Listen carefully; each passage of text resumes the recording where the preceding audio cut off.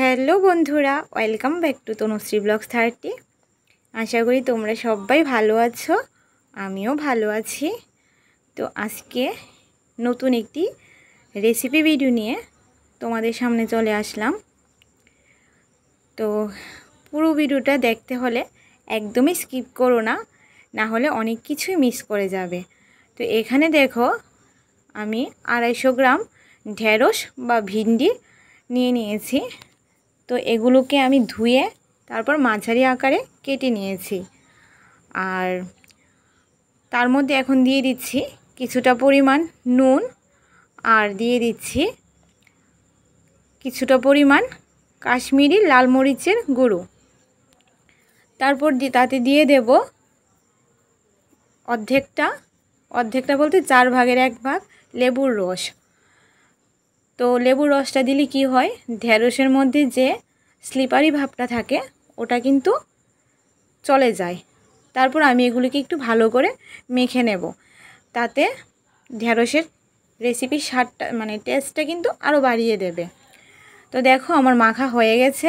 এখন আমি এখানে নিয়ে নিয়েছি ধনে গুঁড়ো, কাশ্মীরি লাল মরিচের গুঁড়ো, আর জিরে গুঁড়ো আর হলুদ গুঁড়ো। তো এগুলো আমার রেসিপি বুঝে পরিমাণ মতো নিয়ে নিলাম।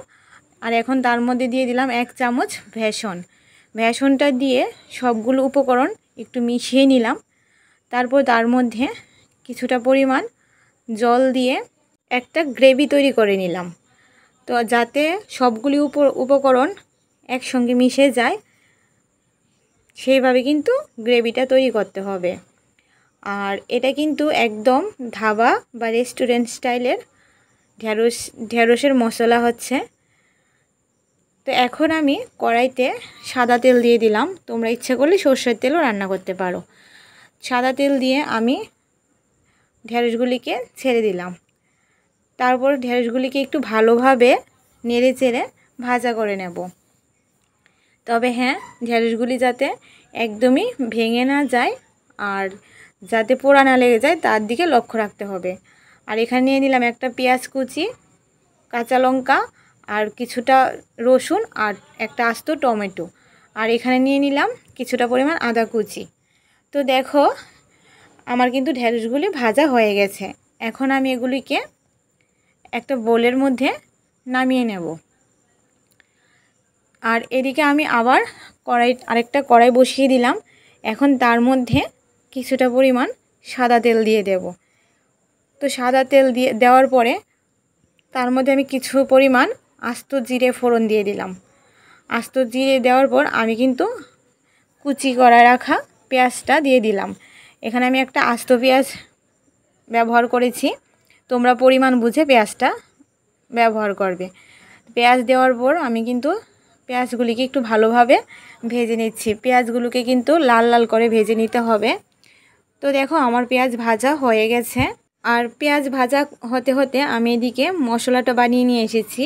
এখানে আদা, রসুন, লঙ্কা আর টমেটো পেস্ট। তো আমি পেস্টটা করে নিয়ে আসলাম। এখন দেখো আমার পেঁয়াজগুলি ভাজা হয়ে গেছে। তো এর মধ্যে আমি মশলাটা ঢেলে দিলাম, দিয়ে একটু নাড়াচাড়া করতে থাকবো, কারণ মশলাটা ভাজা হতে হবে, তাও লো ফ্লেমে। আমি কিন্তু গ্যাসের ফ্লেমটা কমিয়ে দিলাম। কমিয়ে দেওয়ার পর আমি আবার একটু মশলাটা ভাজা করে নেব, যাতে মশলা থেকে তেল বেরিয়ে যায়। তো দেখো আমার কিন্তু মশলা থেকে তেল বেরিয়ে গেছে। এখন আমি তার মধ্যে দিয়ে দেব আগে থেকে করে রাখা গ্রেভিটা। তো দেখো আমি গ্রেভিটাকে আবার একটু নেড়ে চেড়ে নিলাম। তো এখন আমি তার মধ্যে গ্রেভিটা দিয়ে দিলাম। গ্রেভিটা দিয়ে দেওয়ার পর এখন আমি আবার একটু ভালো করে নেড়ে চেড়ে নিলাম। তো গ্রেভিটার মধ্যে যেহেতু একটু বেসন দেওয়া আছে, তার জন্য কিন্তু ভালোভাবে নাড়তে হবে। আর আমি গ্রেভির প্লেটটা ধুয়ে একটু জল দিয়ে দিলাম। তো ভালোভাবে কিন্তু নাড়াচাড়া করতে হবে, যাতে নিচে না লেগে যায়।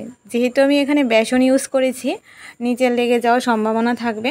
তার জন্য কিন্তু কন্টিনিউ নাড়াচাড়া করতে হবে আর গ্যাসটাকে একদমই লো ফ্লেমে রাখতে হবে। তো দেখো এভাবে নাড়াচাড়া করতে করতে তেল বেরিয়ে গেছে মশলা থেকে। আর আমি কিন্তু আবার একটু নুন দিয়ে দিলাম, যেহেতু টমেটো ইউজ করেছি। তো নুন দেওয়ার পর আমি আবার একটু নেড়ে চেড়ে নিলাম। তো নেড়ে চেড়ে নিয়েছি। আর এদিকে দেখো আমি কিন্তু গরম জল বসিয়ে দিয়েছি। তো এখন আমি তার মধ্যে গরম জল দিয়ে দেব। আর এই যে দেখো আমি গরম জল দিয়েও দিচ্ছি। তো গরম জল দেওয়ার পর আমি কিন্তু এটাকে আবারও একটু নেড়ে চেড়ে নেব, কারণ যতক্ষণ না জলটা ফুটবে ততক্ষণ আমি ভিন্ডিগুলি দেব না। তো আমার জল ফুটে এসেছে। তো এখন আমি ঢেঁড়স বা ভিন্ডিগুলিকে আমি কিন্তু দিয়ে দিলাম কড়াইতে। দেওয়ার পর আমি আবার ওইগুলোকে একটু ভালো করে নেড়ে চেড়ে নেব, তারপর যাতে মশলাগুলির সঙ্গে ভিন্ডিটা ভালোভাবে মিশে যায়। তারপর আমি তাতে ঢাকনা দিয়ে দেব। তো ঢাকনাটা দিয়ে আমি কিছুক্ষণ রেখে দেব। আর গ্যাসটা কিন্তু লো ফ্লেম করে দিয়েছি। তো দেখো ঢাকনা উঠিয়ে নিলাম, ঢেঁড়সগুলি কিন্তু সেদ্ধ হয়ে গেছে। তা আমি আবার একটু নেড়ে চেড়ে নিলাম, নিয়ে তার মধ্যে দিয়ে দিলাম 1 চামচ গরম মশলা। তবে এটার মধ্যে কিন্তু তোমরা টক দই ইউজ করতে পারো। আমার ঘরে টক দই ছিল না বলে আমি দিলাম না। তো গরম মশলাটা দেওয়ার পর আবার কিছুক্ষণ সময়ের জন্য ঢেকে দিলাম। তো 5 মিনিট পরে আমি ঢাকনা তুলে দেখলাম যে আমার রেসিপি কিন্তু হয়ে গেছে।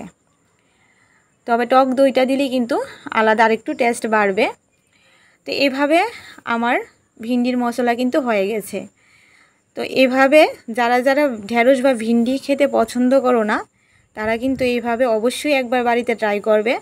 আশা করি তোমাদের ভালো লাগবে। এটা কিন্তু একদম রেস্টুরেন্ট বা ধাবা স্টাইলের ঢেঁড়সের একটা রেসিপি।